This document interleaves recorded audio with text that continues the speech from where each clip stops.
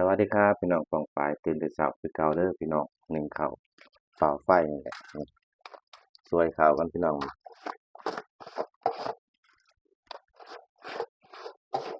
ตื่นแต่เช้าคือเก่าพี่น้องเอ้ยอือฮึฮึเคยเห็นบ่พี่น้องเคยเห็นบ่นี่แหละ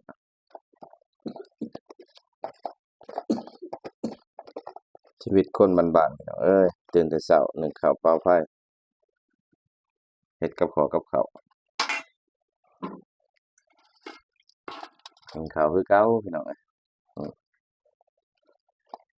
ช่วยข้าวแบบบ้าน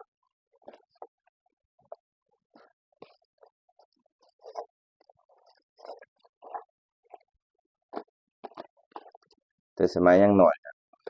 เฮ็ดแนวนี้แหละพี่น้องเอ้ยพ่อแม่พาเฮ็ดพาทำก็เฮ็ดคือเก่าเฒ่ามาก็ยังเฮ็ดคือเก่า เฒ่ามาก็เฮ็ดคือเก่าพี่น้องเพราะว่าแต่ยามน้อยยามเฒ่าก็เฮ็ดคือเก่านั่นแหละ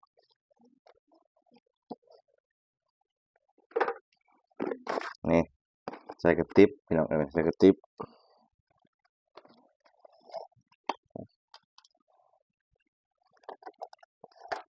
ช่วยแล้วก็ใส่กระติบครับผม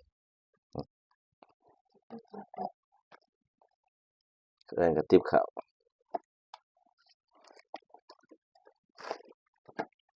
บางคนก็เอิ้นกล่องข้าวบางคนก็เอิ้นกระติบข้าว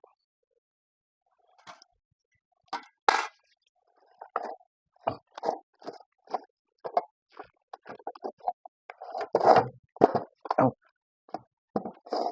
คือดันไปนั่นน่ะบางคนก็เอิ้นกระติบบางคนเอิ้นกล่องครับนี่นี่เรียบร้อยพี่น้องเอ้ยนึ่งข้าวเหนียวยามเช้าแซ่บคือเก่าพี่น้องมีส้มตำก็อยากแซ่บๆคือสิเข้ากันคือสิเข้ากันแซ่บๆคือเก่าพี่น้องเอ้ยลืมให้พี่น้องเบิ่งมาพี่น้องมาเอาข้าวเหนียวนำผมเด้อครับเด้อไปกินกับตำบักหุ่งส้มตำไก่ย่างแซ่บคือเก่าครับผม